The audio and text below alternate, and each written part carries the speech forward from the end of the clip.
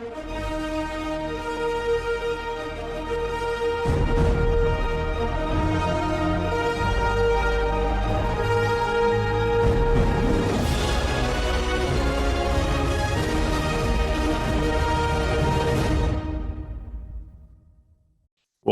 good morning. My name is Willie Lawson, and this is the Morning Report. This is a video that I have probably gone around and around in my head 100 times. Do it, don't do it, say it, don't say it. So I cheated. I did an audio version of this very same video and put it up on Spreaker, and it's up on Spreaker and Spotify, and iHeart, and all of the places where you get audio podcasts. It's already there.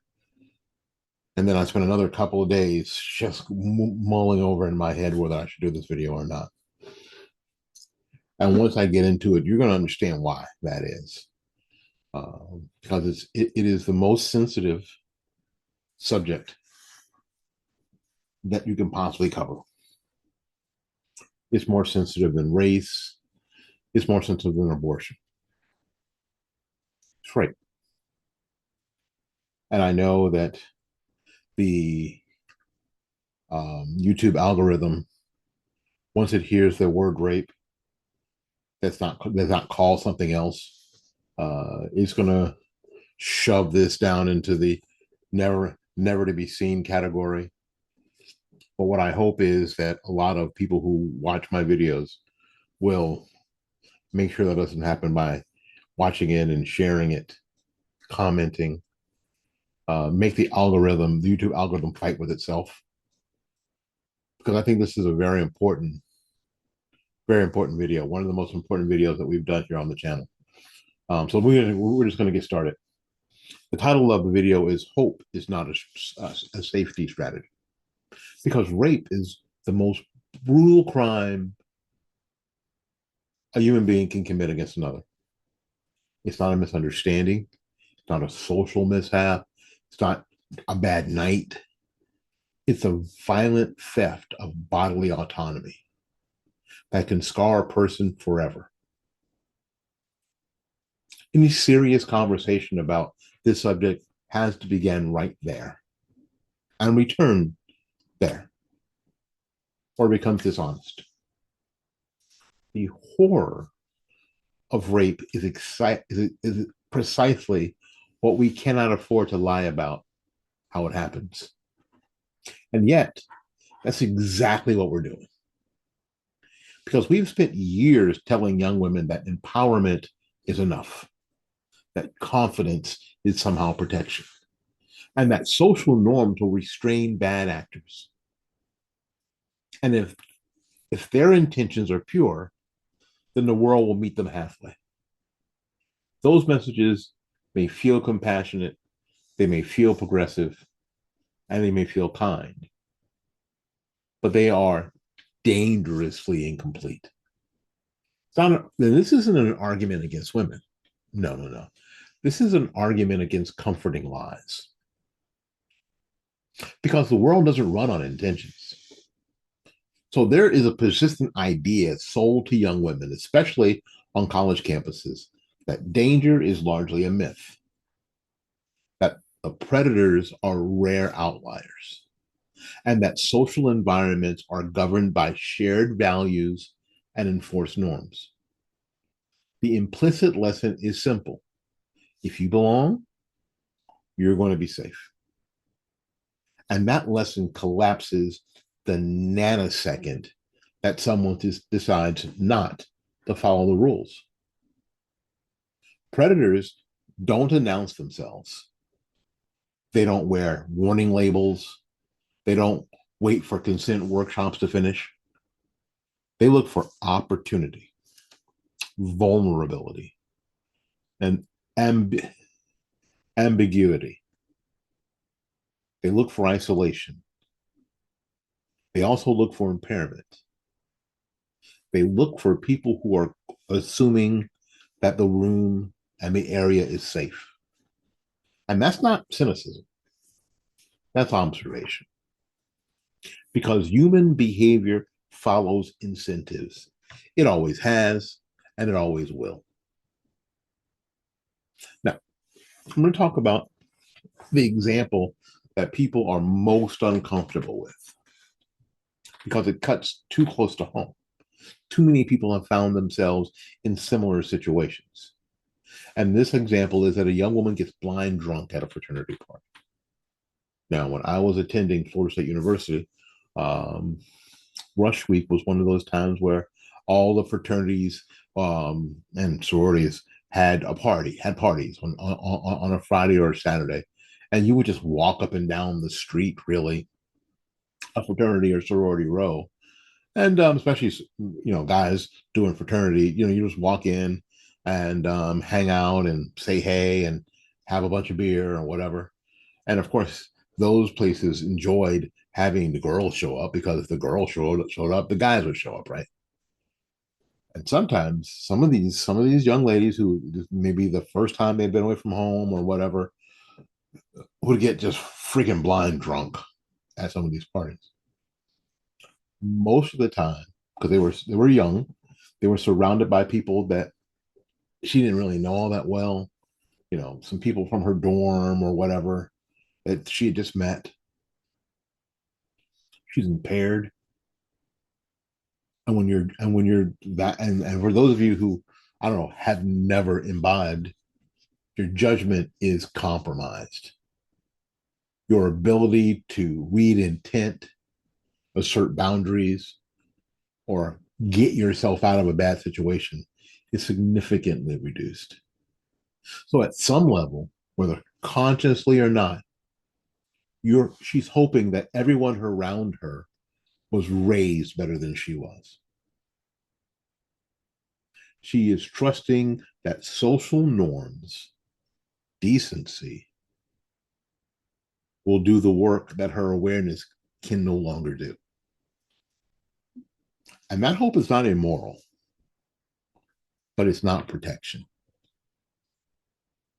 Alcohol and drugs, they don't, it doesn't create the danger, but it definitely removes the defenses. So when someone is incapacitated, several things happen all at once. Their reaction time collapses, their verbal resistance weakens, your memory goes to crap, it fragments, and situational awareness narrows, it disappears. You don't know what the hell's going on, right? So none of this makes the crime acceptable. I want to make sure that you understand this. None of this makes the crime acceptable. But all of it makes the crime easier. People who mean harm understand this better than anyone. Now, this is not victim blaming. This is reality checking. Because we need to be very, very clear here. Because this is where the conversation normally goes off the damn rails. Rape is always the fault of the rapist. Rape is always the fault of the rapist. Full stop. Doesn't matter clothing. It doesn't matter how much the person has had to drink. It doesn't matter what the social setting transfer, the moral, no social setting transfers the moral or legal responsibility away from the criminal to the victim. And that is not up for debate. But responsibility and risk are not the same thing. Blame asks, who's at fault? Prevention asks, what increases danger? So we're allowed to talk about the second question without contaminating the first. Unless we decide, of course, for ideological reasons, that honesty itself is forbidden. Now listen to this. We teach children to look both ways before crossing the street. And not because drivers are absolved of responsibilities if they hit somebody, but because the consequences are severe. We teach people to lock doors, wear seatbelts, avoid sketchy neighborhoods at night, not because the crime is their fault, but because pretending risk doesn't exist is reckless. Somehow, when it comes to sexual violence, we have decided that that acknowledging risk is somehow cruel. It isn't. It's respectful. And there is this dangerous myth of shared morality. One of the most corrosive ideas in modern culture is the assumption that everyone in a given space is operating under the same moral framework. What we know is that they are not. Some people see intoxication as vulnerability, as vulnerability. Some people see confusion as consent. Some people interpret politeness as permission. And some people don't care what you were taught. And they don't care what you intended. And they don't care what you believed, what you thought would happen.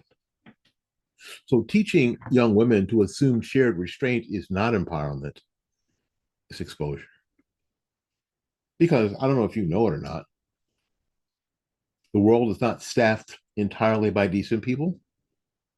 And it never has been. And it never will be. Teaching otherwise does not make it so. So you're thinking, so where do we teach these lessons? Because what people want to do is they want to have a class and they want to, have a workshop and blah, blah, blah. So here's where these lessons should be taught. And here's when. And you don't want to hear this, but I'm going to tell you. These lessons are taught best at home. And when? As early as possible. Not at orientation when they go off to a Norman State University. Mm-mm. Not during some crisis response. Mm-mm. Not after something has gone horribly wrong. Mm-mm. Because judgment is not installed under pressure. It's formed over years.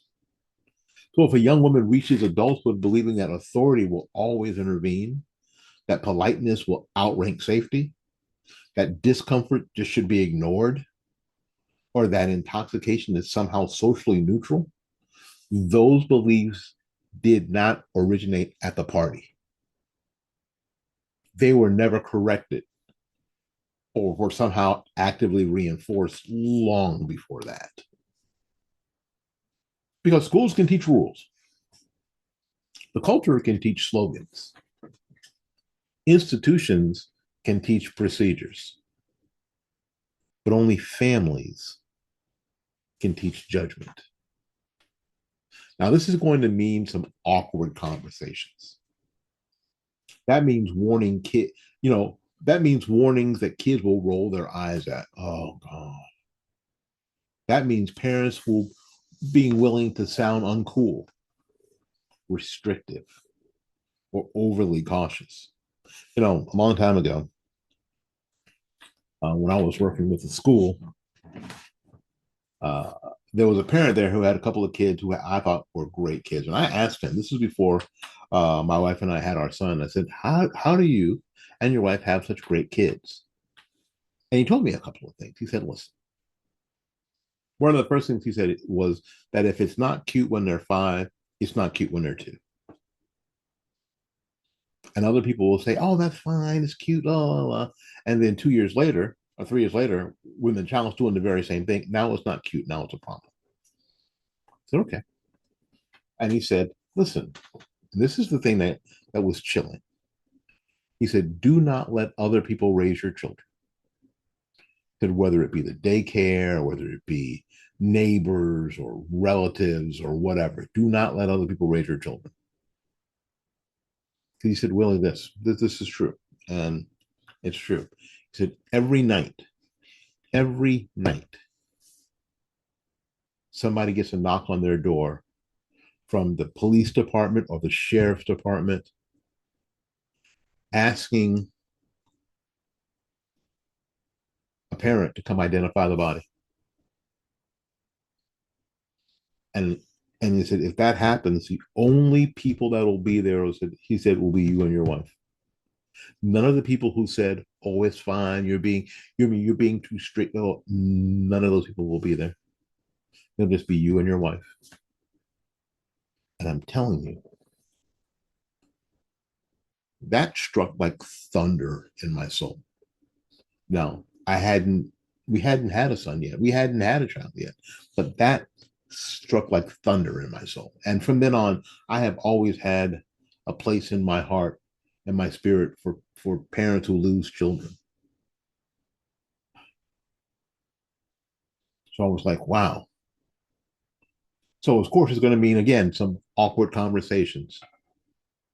Your kids are going to roll their eyes at you. You're not going to sound cool. You're going to sound too strict and overly cautious. That's not an oppression. Parenting. Because confidence without caution is not empowerment. Somewhere along the way, we replace realism with reassurance. Oh, it'll be all right. So instead of telling young women you can do anything, but not without risk, we told them you can do anything, and that risk is a myth invented to control you. The second message is not liberating. It's negligent. It's absolutely negligent. It teaches people to overestimate protection and underestimate danger. It teaches them to rely on vibes instead of awareness, hope instead of preparation. And then when things do go wrong, when the unthinkable happens, the cost is not theoretical, it's lifelong, it's real. So rape is not a lesson, it's a trauma, which is precisely why prevention must be honest. Here's what actually helps. If we are going to be serious about protecting women, not as symbols, but as human beings, then we have to prioritize practical wisdom over ideological comfort. That means teaching the following: early boundary setting before situations escalate, giving them permission in their brains to leave without explanation, to get up out of a situation, and you don't have to explain it to anybody. And that politeness is optional if you believe safety is at stake. And when you're sending them off, even in high school, intoxication magnifies vulnerability. And that discomfort is a signal, not an obstacle to get over. If you're not feeling it, leave it. None of this restricts women, it equips them. And none of it excuses criminals. None of it excuses criminals. But it does acknowledge reality. Because the horror must never fade from view. And this is a temptation in discussions like this to become clinical. They all become too clinical to talk about the probabilities and behaviors and environments, like we were talking about traffic patterns or insurance tables. That's a mistake. Because rape is not abstract. It's terror. It's humiliation. It's the loss of trust that can last decades or longer. It is a wound that does not always heal cleanly, and sometimes it doesn't ever heal. If the horror fades from the conversation, then even correct points can begin to sound cold. Risk awareness exists because the harm is so severe. Not because it's trivial. Talking about prevention does not minimize the crime. It acknowledges how devastating it is. And the lie we gotta stop telling, the lie that we gotta stop telling if we truly care about women, we have to stop telling them this lie. We have to stop telling them that the world will protect them just because it should. We have to stop pretending that moral certainty is somehow a shield.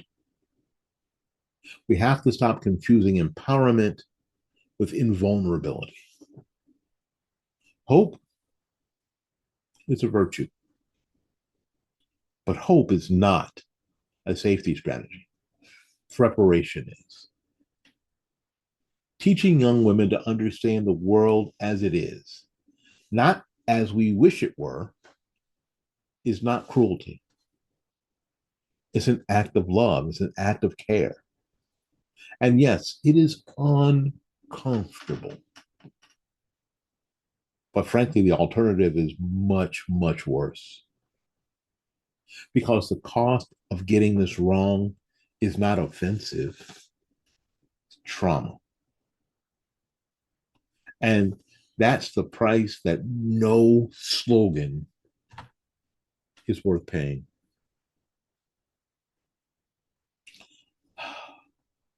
I don't know how this hit you. I don't know what you think about it, but I'd love to hear about it in the comments. And if this somehow got to you, this got through the technical overlords here on YouTube, I'd love for you to share this. I'd love for you to comment. I'd love for you to make sure as many people as possible see it. Because this is an important conversation, I think. Again, probably one of the more important conversations we've ever had here. So again, we got to get out of here and make room for somebody else. So until we see you again, go out there and learn something, love somebody. And for goodness sakes, y'all take care of yourself. We'll see you when we see you. Bye-bye now.